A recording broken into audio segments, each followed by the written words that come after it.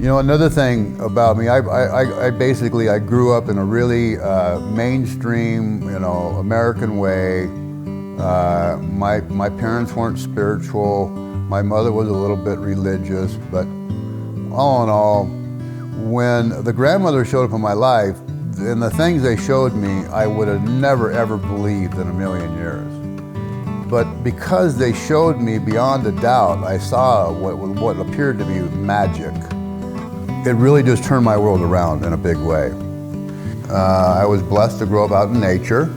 I was really so connected with nature as a little boy, but once I started growing up more and being influenced by the killing of animals and things like this around me, it was traumatizing to my energy field and to me, I know.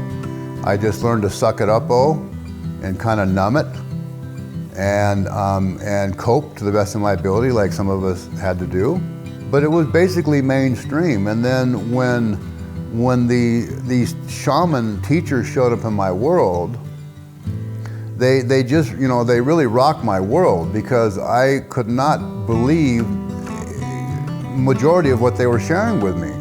It wasn't taught in my schools, it wasn't taught by my parents to me. It wasn't in my reality of consciousness of what is real and what's not real. So it took me a while to really even accept what the teachers were sharing with me. I was blessed to have the teachers, especially Grandmother Celia, to spend many days with her.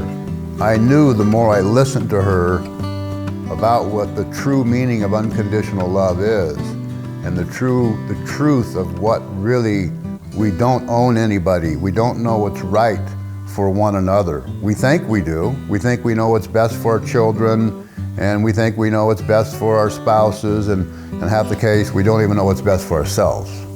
She saw me doing things that nobody knew that I was doing. And so when I asked her, how do you know that I'm digging holes in the mountain when it's storming, blowing, and raining? And she said, because I come and visit you. I said, what do you mean you come and visit me? And she says, well, yeah, I come and astral project people that I care about, and the more I'm getting to know you, the more I care about you. And then she did this on several other occasions. And so without things like this happening to me, I probably would have it would have been hard for me to believe some of the other things she shared that she really wasn't able to back up with some kind of hard scientific, way, right?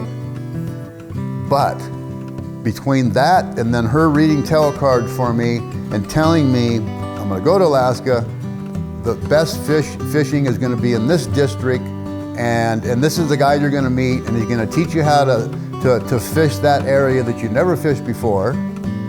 And then here we are 3 months down the road, and exactly what she said happened. I go off by myself, the rest of the group that I'm in, we have like 12 boats in our group, nobody wants to come with me. I go up there anyways, I meet this specific guy, he tells me how to fish a certain area and what the fish do, his personality, exactly how she said it. Exactly. And then she even said, oh, then you're gonna wanna blow the fish up, baby. And she called me baby. She was Mexican and she spoke English okay, but she would use terms like, baby. So I was okay with it. Anyway, she said, oh, baby, you're gonna try to blow the fish up. And I'm thinking, what is she talking about, blow the fish up? This is gill netting. You lay out a net, a shallow net, and the fish swim into the net. And the fish would be swimming, you could see them just swimming around, but they wouldn't swim hard enough to get gilled into the net. And so I decided, the Fish and Game gives us seal bombs. They're called seal bombs to scare the seals away. So sure enough, we're throwing seal bombs in to excite the fish to swim into the net. For me, that is when my world said, wow, all these other things she's sharing with me must be some truth to it. Even truth about we have just forgotten who we are, and we are magical, amazing, powerful beings, and that we all carry so much if we could just wake up and remember this. And truly, every one of us, deep inside of us, is truly a loving, caring, kind being. But because of all of our human conditioning and the suffering we've endured, we put so many layers over us that we can't hardly feel who we really are. We don't really know who we really are. We've been so confined from society, from our schooling, from our parents who were conformed by their parents, and so on and so on. Nobody's fault. We need to wake up and remember who we are. So my life did 180. That's when I quit my career of fishing. I moved to the mountains here where I am. For the last 20 years I've been here. And basically I've learned to peel away these layers, like an onion, of human conditioning, and to start realizing more who I really am, what my real purpose is here, and how can I hopefully have a little fun along the way. And I've come to understand I've took it all way too seriously, clearly. I've taken life way too seriously. And to me, the key to life is how much fun can we have, and how can we be of greatest service at the same time. I feel the keys to that are keeping our life simple as possible. It's not how much money that matters. God could give a tick, the creator, whatever you call the higher power, could give a rat's ass less how much money you make. Our heart could care less about how much money we make. The creator in our heart wants is how much love and light can we share with the world? How much can we make a difference to support one another and help one another to remember who they are? Yes, in the beginning, there was a definite doubt. Is this something really, even though I had what the grandmothers could tell me they saw and their test I did, there was still some doubt about, is this all real? Is this all true? Because, you know, all of what I've been taught and grown up went against the majority of that. And if you can't see it, if you can't feel it, hear it, taste it or touch it, it doesn't exist. And yet, I was guided to a few books that started showing up in my life. After I had patented, I think my first or second patent, a book came into my life, The Living Energies by Callum Coates. And this work was related to a man named Victor Schauberger, who basically became like an idol to me. The book became like a Bible to me in a sense. He learned from nature. His teacher was nature. So that was a part of my whole starting to believe more in what I was doing was real and important.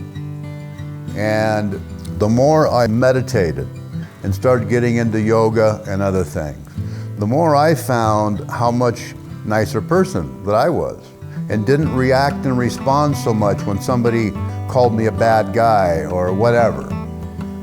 You know, Grandmother Fong is one who advised me to get into yoga. Grandmother Celia was the one who advised me to get into meditation and taught me different meditations. And I, of course, also took many classes on pendulums, being one of them. The tool of a pendulum became quite important for me in a lot of ways, of believing that this unseen world is as real as the seen world. Well, when me and my boys went up to Wolf Creek Pass to go skiing, there was a truck halfway off the road, halfway on the road, because they couldn't get off any farther. It was a drop off. You could tell something was wrong. It was like the truck was on fire or something, in a panic mode. So we pull over. I walk up, what's going on, guys? They said, well, our friend is having a diabetic shock and we don't know whether to give him sugar or to give him insulin.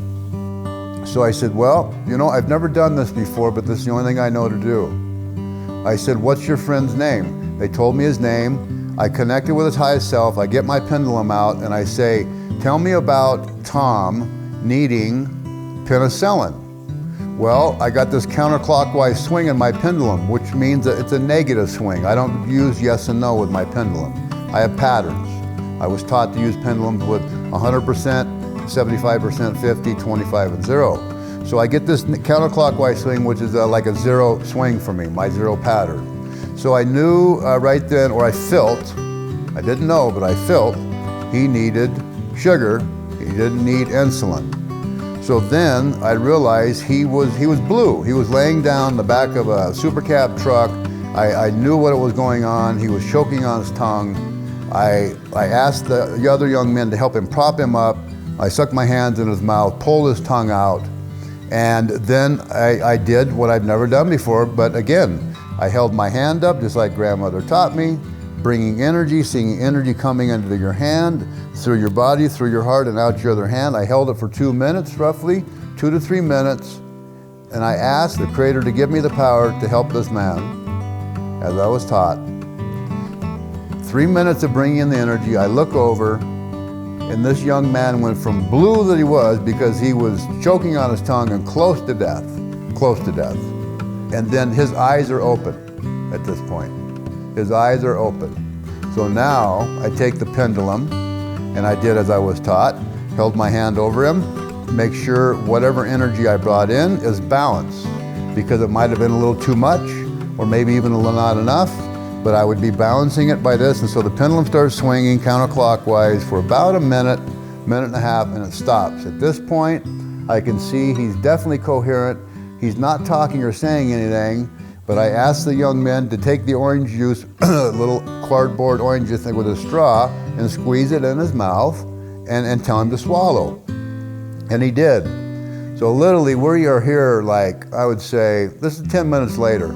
He's drinking the juice, back to coherent, he is fine. So, when you have things like that happen to you in life, you realize there is much more going on than what we realize. So this was another massive turning point in my life, to believe in these things that I would never have believed in a million years.